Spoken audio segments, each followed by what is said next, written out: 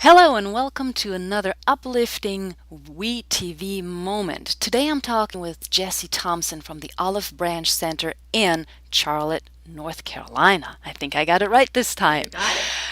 We talked before a little bit, Jesse, about the Olive Branch Center, the mission, and what you're trying to accomplish. But part of what has led you to doing this work is also related to your own journey.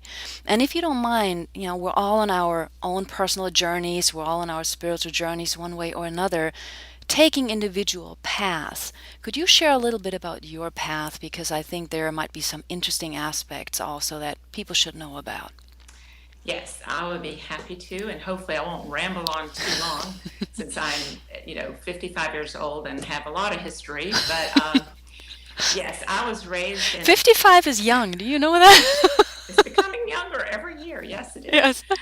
I was very fortunate to be raised in a very loving Southern family, and like most other Southern families, we attended a Protestant church, and I have a Hmm. lot of good memories. My mother was a church organist and musician, so our lives centered around the church a lot. And I have mostly joyful memories about that. And I think as I got older, there seemed to be more and more of a disconnect in my spirit that, what I was being taught in the church didn't really resonate with my spirit. And that was Right. that, we had this loving God that created us all, but you had to believe a certain way if you were going to be saved or go to heaven or whatever. And Hmm. so it just was in my heart for a long time. And I got married at a young age and had children right away. So I was busy raising a family. But I think having children really impacted me in the way of Hmm. wanting to discover my own way even Yeah. more. So I had, really needed a breakthrough, I guess. And Hmm. I'm sorry, something's buzzing. Sorry. That's Uh, okay. sorry about that. I had, been needing a breakthrough, and I was in spiritual direction Hmm. and started on this path. And as often happens, just was met with a lot of synchronicities and a lot Yeah. of assurance that, I was on the right path and I was going to be guided and all of that. And what it took me to was more of a contemplative, mystical Hmm. path, and the awareness that that is a way to connect with the divine is through that mystical, contemplative path, whether it's Christian or Buddhist or non-religious or Jewish or Muslim or whatever, but Hmm. that contemplative approach, that coming to the quiet awareness of the awesomeness of the world we live in, that everything is sacred, that just you know what I'm talking about. Yeah. So I did some certificate courses in spiritual formation, which Hmm. opened up a lot of information that I had not previously known Yeah. about the Christian mystics, which was Hmm. my tradition at the time. Um, so that was really eye-opening, just the idea of mysticism. And mysticism is something that I think is really important in our Can you world. talk a little bit And about mysticism? yeah, Because, I uh, will. And I would yeah, say, first of all, that a lot of people have a misconception about what that right. means. And therefore, that word isn't used much. But all I Hmm. mean when I'm using that word is a direct experience of the divine, however Hmm. that experience is. And I think if most of us stop and think, we've all, in a way, probably had a mystical experience, just being in nature, recognizing, as I said, how awesome this universe, this world we live in, Hmm. a way of connecting directly with the divine rather than religion being a set of beliefs that we Right. adhere to, that Hmm. somebody else has handed to us that we might agree to. That would be religion. But mysticism or spirituality for me is that that direct relationship I, that we and I think that helps a lot because I agree. A lot of times when people hear the term mystic or mysticism, they think about all sorts of things that well have they not necessarily yeah. much to do with it. Yeah. Yeah, I think, and I think there is a broad range of how people think about that. But Hmm.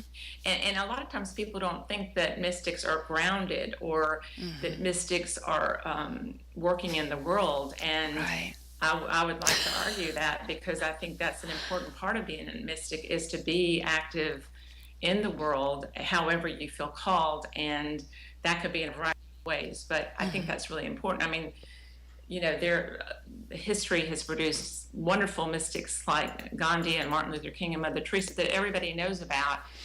But everybody can be a mystic. I mean, Matthew Fox says that every one of us can be, if we just are open to the movement of the spirit, and the guidance and the awareness that we are here and we can make a difference. Hmm. So I think if we live out of that felt relationship with the divine, we're compelled to be active in the world, and to follow a calling, or follow the lead of how we can each individually make a difference, especially those of us that have been blessed, or have, just however have come to a place where they have the time, the resources, or whatever that Hmm. they can give to those who are less fortunate. And I really believe in Right. that strongly, and that's why we emphasize that at the Olive Branch Center, is that sacred activist approach. Now, I'm going to ask you a question. I didn't ask you for permission to ask this, so you can say no. But you mentioned you grew up in a Protestant background, family, very open, very loving.